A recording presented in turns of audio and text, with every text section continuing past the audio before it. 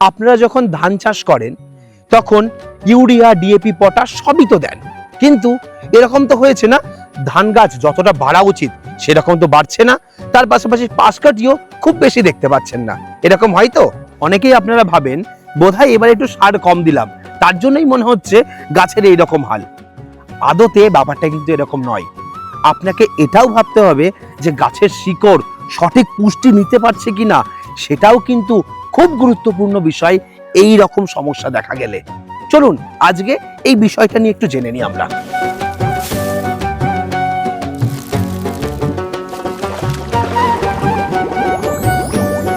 Hi hello নমস্কার, সবাই কেমন আছেন? আমাদের এগ্রিকালচার ডায়েরিতে আপনাদের স্বাগত এবং সঙ্গে আমি সুশোভন।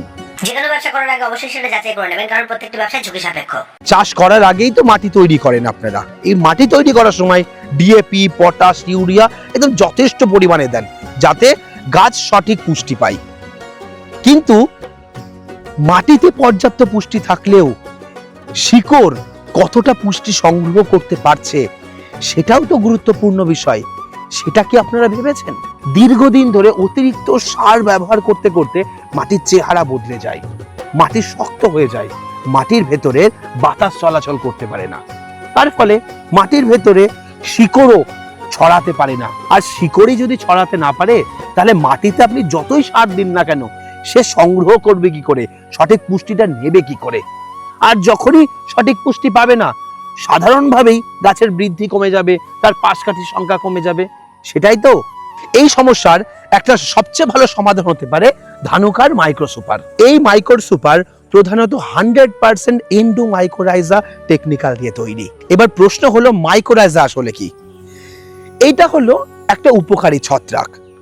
খুব সহজ ভাষায় বললে বোঝানো যাবে যে এটা হলো শিকড়ের বন্ধু। শিকড় যেই জায়গায় পৌঁছতে পারে না এই মাইক্রোরাইজা সেখানে পৌঁছে যায় এবং জল আর পুষ্টি সংগ্রহ করে গাছের শিকড়ের কাছে পৌঁছে দেয় যাতে সঠিক পুষ্টিটা শিকড় নিয়ে গাছকে দিতে পারে।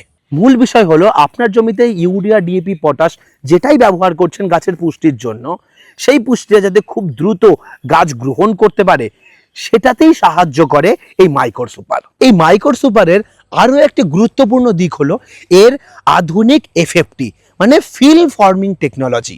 এই প্রযুক্তি মাইক্রোরাইজা ছত্রাককে বহুদিন সক্রিয় রাখতে সাহায্য করে যাতে এর কার্যক্ষমতা বহুদিন পর্যন্ত বজায় থাকে। এবার প্রশ্ন হলো এই মাইক্রোসুপার ব্যবহার করবেন কিভাবে? এটা যে কোনো সারের সঙ্গে মিশিয়েই দেওয়া যায়।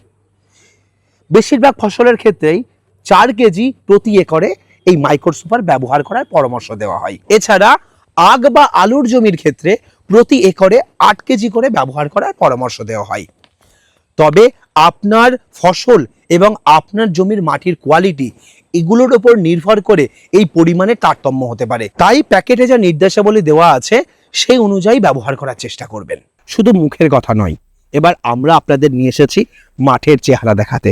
এইখানে যে জমিটা দেখছেন এইখানে মাইক্রোসুপার ব্যবহার করা হয়েছিল। দেখতেই পাচ্ছেন ধান গাছগুলোর গোড়া দিয়ে কত পাশকাঠি বেরিয়েছে। গাছগুলো দেখতে পাচ্ছেন সবুজ এবং সবল দেখাচ্ছে এবং পুরো জমিটাই সবুজ আর সতেজ হয়ে আছে। এর অর্থ হলো গাছগুলোর শিকড় শক্তিশালী ছিল, সে সঠিক পুষ্টিটা সংগ্রহ করতে পেরেছে। আজ আমরা সেটার একটা জলজান্ত উদাহরণ আপনাদের দেখালাম। তাই আপনার ধান গাছেরও শিকড় মজবুত করতে, ধান গাছের বৃদ্ধি পেতে এবং প্রচুর পাশকাঠি পেতে এই মাইক্রোসুপার প্রোডাক্ট ব্যবহার করুন। এই প্রোডাক্ট পেতে এখনই আপনার নিকটবর্তী সার বীজের দোকানে যোগাযোগ করুন। আজকের ভিডিওটা এখানে শেষ করছি।